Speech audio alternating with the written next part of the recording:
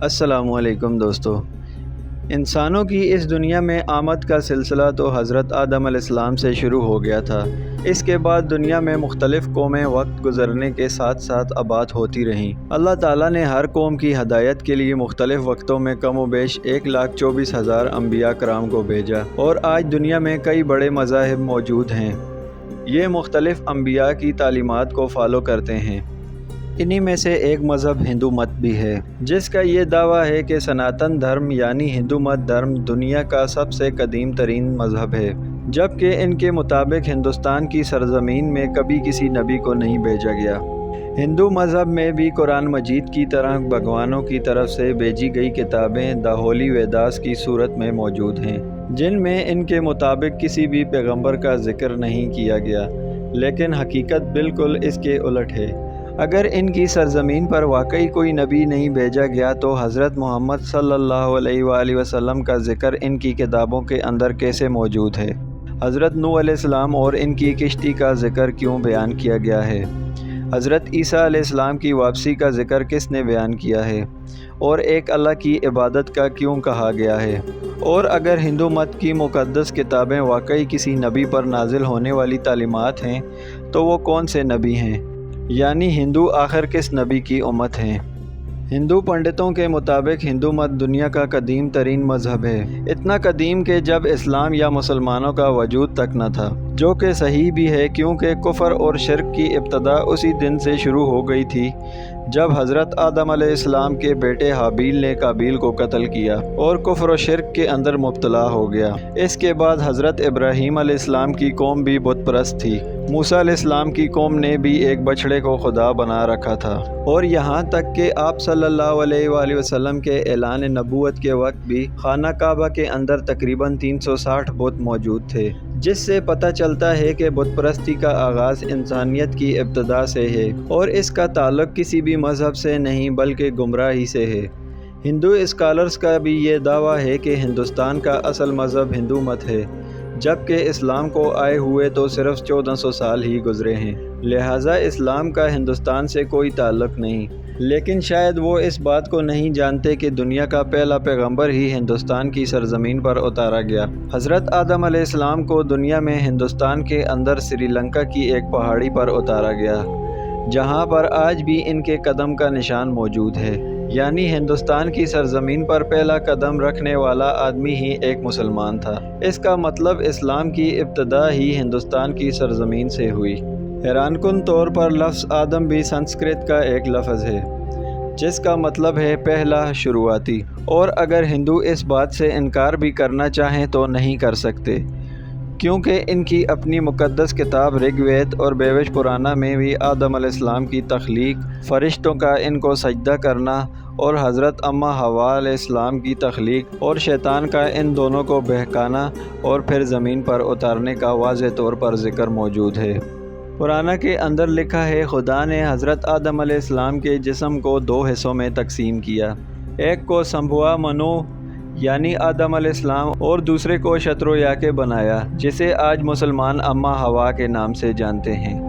اور بالکل یہی باتیں قرآن مجید اور بائبل کے اندر بھی واضح طور پر موجود ہیں، یعنی اگر ان تینوں بڑی کتابوں میں ایک ہی بات لکھی ہے تو ان کو لکھنے والا بھی کوئی ایک ہی ہوگا، جو کہ ایک خدا کی طرف اشارہ کرتا ہے۔ تو اب سوال یہ ہے کہ یہ کتاب لے کر ہندوستان کی سرزمین پر کون نبی بھیجا گیا؟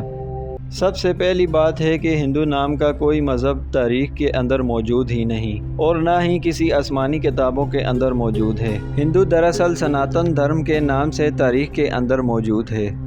اس کا مطلب ہے کہ مذہب پر قائم رہنے والا۔ تاریخ سے پتہ چلتا ہے کہ ہندوؤں کی مقدس کتاب ویداس کسی اور پر نہیں بلکہ حضرت نوح علیہ السلام پر نازل کی گئی۔ ویدوں کے اندر پیغمبر کے نام سے منو کا لفظ استعمال کیا گیا ہے، لہٰذا نوح علیہ السلام کو بڑے سیلاب والا منو کہہ کر پکارا گیا ہے، اور ان کی کشتی سے لے کر سیلاب تک کا سارا واقعہ ویدوں کے اندر تفصیل کے ساتھ موجود ہے۔ ویدوں کے اندر لکھا ہے کہ جب دنیا سیلاب کے بعد دوبارہ آباد ہوگی تو میں اس کے اندر ویدوں کو نافذ کر دوں گا، اور یہ ہی سارا واقعہ بیوش پرانا چیپٹر 427 کے اندر بھی تفصیل کے ساتھ بیان کیا گیا ہے۔ لفظ نوح بھی سنسکرت زبان کے اندر ہی موجود ہے، جس کا مطلب ہے کشتی والا، بالکل وہی مطلب جو کہ قرآن مجید کے اندر بھی موجود ہے۔ اور سب سے بڑی بات یہ ہے کہ ویدوں کے اندر نوح علیہ السلام کو کل 74 مرتبہ ان کا نام لے کر بیان کیا گیا ہے، یعنی ویداس بار بار نوح علیہ السلام کا نام لے کر ان کے واقعات بیان کر رہے ہیں، جس کا مطلب یہ ہے کہ نوح علیہ السلام اور ہندو مت کے درمیان کوئی نہ کوئی تعلق موجود ہے۔ قرآن مجید میں نوح علیہ السلام کو صابی کہہ کر پکارا گیا ہے، جو کہ عراق کی سرزمین کو کہتے ہیں، جہاں پر حضرت ابراہیم علیہ السلام پیدا ہوئے تھے۔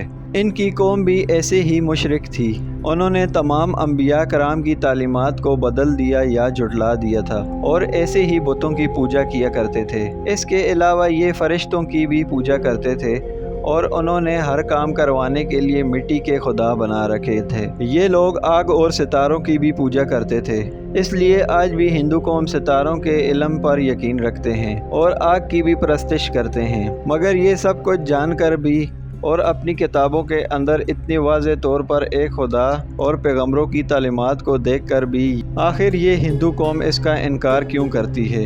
اس کا جواب ہمیں حدیث مبارکہ میں کچھ اس طرح ملتا ہے، جس میں بخاری شریف میں حضرت ابو سعید سے روایت ہے کہ رسول اللہ صلی اللہ علیہ وآلہ وسلم نے فرمایا کہ قیامت کے دن حضرت نوح علیہ السلام کو پکارا جائے گا اور پوچھا جائے گا کہ کیا تم نے امت تک اللہ کا پیغام پہنچایا تھا؟ حضرت نوح علیہ السلام عرض کریں گے بے شک اے میرے مالک۔ پھر قوم نوح سے پوچھا جائے گا کہ کیا نوح علیہ السلام نے میرا حکم تم تک پہنچایا تھا؟ تو وہ لوگ انکار کر دیں گے اور کہنے لگے گے کہ ہمارے پاس کوئی ڈر سنانے والا نہیں آیا۔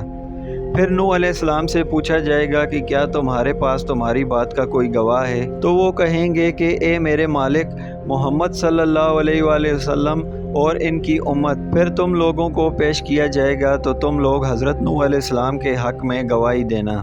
اس کے بعد آپ صلی اللہ علیہ وآلہ وسلم نے سورہ بقرہ کی آیت 143 کی تلاوت فرمائی، اور اس طرح ہم نے تمہیں امت وسط بنا دیا تاکہ تم لوگوں پر گواہ رہو اور رسول تم پر گواہ رہیں۔